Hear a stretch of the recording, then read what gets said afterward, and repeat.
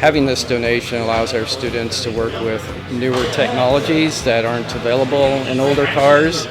And so this partnership with Ford allows our students that opportunity to work on the latest technology and then take it out into the workforce with them. I think one of the things that a lot of young people don't understand is there's a lot of careers in the dealership, and everybody's been told, go to college, go to college. College is good, but what are you going to do there? And what kind of career can you come out in? One of the good things about our community college is not just about going on to the next four-year school, it's about employability. How can we help people become employable? That's the end game, to take these kids, to get them the training they need, the soft skills, the basics of automotives, so they can go to an entry-level job and have value, and that these dealerships see the value in that because they're homegrown kids.